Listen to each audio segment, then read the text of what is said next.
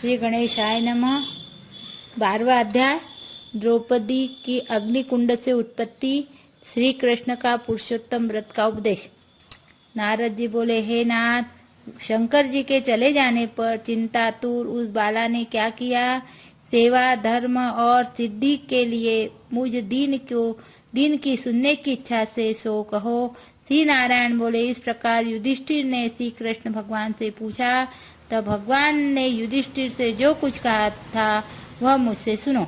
श्री कृष्ण भगवान बोले, हे राजन, इस प्रकार शिव के चले जाने पर वह कन्या कांतिहीन हो गई, लंबी लंबी सांस लेने लगी, अत्यंत डरी हुई, पतली कमर वाली, आंसू बहाती हुई रोने लगी। हृदयाग्नि से उसका शरीर जलने लगा और उस तपस्विनी की अवस्था दावाग्नि से जले हुए लता के पत्तों की भांति हो गई।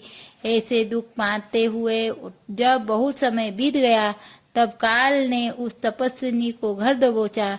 जैसे बील में चूहे को सर्प दबोच लेता है, वैसे ही तपस्विनी को बलवान काल ने दबोच लिया। जैसे वर्षा काल में मेघ के छाए आकाश से बिजली चमक कर रह जाती है, वैसे ही तप से पाप भस्म कर अपने ही आश्रम में मर गई। उस समय धर्मात्मा राजा यज्ञसेन अनेक सामग्री से युक्त एक महान यज्ञ कर रहे थे। तब उसी यज्ञ कुंड में से स्वर्ण की कांति के समान एक कन्या का प्रादुर्भाव हुआ, जो पहले ऋषि कन्या थी। वह अब राजा द्रुपद की पुत्री द्रौपदी के नाम से विख्यात हुई। हे राजन, इसको स्वयंवर में अर्जुन ने मत्स्य भेद कर भीष्म, कर्ण और बहुत से राजाओं का मान मर्दन करके प्राप्त किया था। श्री नारायण बोले, हे नारद, उसी द्रौपदी को दुष्ट दुशासन ने बाल पकड़कर खींची थी और कर्ण ने शूल जैसे कटु वचन सुनाए थे। श्री कृष्ण बोले, हे राजन, पुरुषोत्तम मास के त्यागने से मैंने भी इसको त्याग दी। जब अत्यंत स्नेह के साथ मेरा नाम लेकर यह बार बार चिल्लाई कि हे दामोदर, हे दया सिंधु, हे कृष्ण, हे जगतपते, हे नाथ, हे रमानाथ, हे केशव, हे क्लेश नाशन, हे मेरे माता पिता, भाई, बंधु, सखी, भांजा, बहिन, इष्ट, मित्र, पति आदि कोई भी नहीं है। हे ऋषिकेश, मेरे तो सब कुछ आप ही है। हे गोविंद, दुशासन मेरा भरी सभा में अपमान कर रहा है। क्या ऐसे आप नहीं देख रहे हैं? दुशासन के द्वारा खींची गई द्रौपदी पहले इस पुरुषोत्तम को भूल गई थी, परंतु जब इसने मुझे याद किया, तब हे राजन, मैं तत्काल गरुड़ पर चढ़कर वहां आया और अनेक प्रकार के वस्त्रों से इसको आच्छादित कर दिया। जो सदा मुझ में स्नेह करने वाली, मुझे अत्यंत प्यारी पतिव्रता, मेरे प्राण तुल्य और मेरी सखी थी, ऐसी द्रौपदी की भी पुरुषोत्तम के अनादर करने के कारण मैंने उपेक्षा कर दी थी। अतः पुरुषोत्तम का अनादर करने वाले को मैं गिरा देता हूँ। इस सब प्रकार से वह पुरुषोत्तम मास मनुष्यों, मुनियों, देवताओं को भी मान्य है और मन इच्छित फल देने वाला है। इससे अब आने वाले पुरुषोत्तम मास की आराधना करो, ताकि 14 वर्ष पूरे होने पर तुम्हारा अवश्य कल्याण होगा। हे पांडु पुत्र, राजसभा में जिन जिन ने भी द्रौपदी के केशों को खींचते हुए देखा है, मैं उन स्त्रियों के बालों को क्रोध से उखाड़ दूंगा और दुर्योधन आदि राजाओं को यमलोक पहुंचाकर सब शत्रुओं का नाश करके तुम्हें सम्राट बना दूंगा। हे राजन, मुझे लक्ष्मी जी, बलदेव जी, माता देवकी, सात्यकी, प्रद्युम्न आदि कोई भी इतना प्रिय नहीं है जितना मेरा भक्त मुझको प्रिय है। जिसने मेरे भक्त को सताया है, उसे मैं सदा पीड़ित करता हूँ। हे पांडु पुत्र, जो मेरा उसके समान कोई शत्रु नहीं है, मैं उसकी ओर देखता भी नहीं हूँ। उसको यमराज भी दंड देने के अधिकारी है।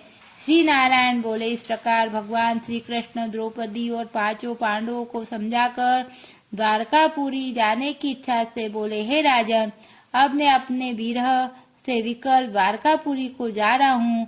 जहाँ महाभाग वसुदेव जी, बड़े भाई बलदेव जी, माता देवकी, गद, सांब आदि, आहुक, उग्रसेन और यादव लोग, रुक्मणी आदि मेरी पत्नियां, यह सब मेरे आने की प्रतीक्षा में टकटकी लगाकर मेरे दर्शन की उत्कंठा में, मेरे चिंतन में लगे हुए हैं। श्री नारायण बोले, श्री कृष्ण भगवान का ऐसा कहने पर और उनके जाने के अभिप्राय को समझकर पांचों पांडु पुत्र गदगद कंठ से बोले, हे जनार्दन, जैसे जलचर प्राणियों का जल ही जीवन है, वैसे हमारे भी जीवन आप ही है।